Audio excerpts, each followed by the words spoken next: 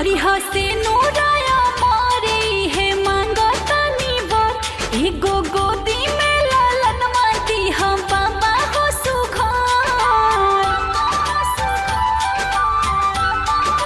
हाँ करी हसे नूराया मारे है मांगतानी बर एगो गोदी में लालन माती हम बाबा हो सुघर। इहे खाना पुरई हो हमार भोला जी आज भूखल बानी तेज देवहार भोला जी रहे ससुराया गाँव में खुशहाल नहीं हो अपना भगती के कुछ तो देखाई है असर तोहर महिमा सुनीला बाया पार भोला जी आज भूखल बानी तेज देवहार भोला जी।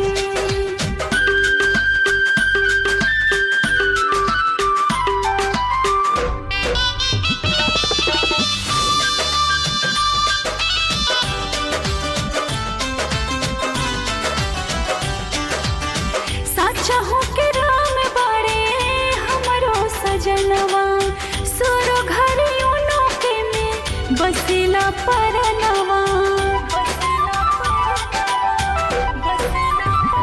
हो सचहूं के राम बड़े हमरो सजनवा सुरो घरियों के में बसेला परनवा।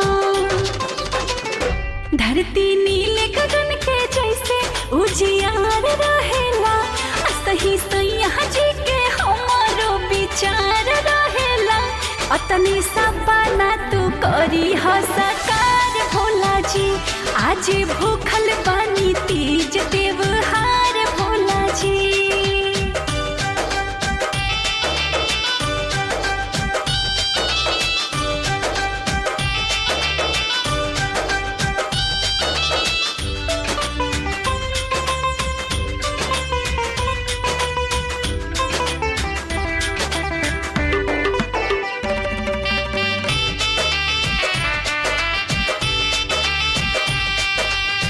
हाथ से सजावा तनी कुसुमी चंदनवा करी स्वीकार गौरा माई हो पूजनवा हो हाथ से सजावा तनी कुसुमी चंदनवा करी स्वीकार गौरा माई हो पूजनवा।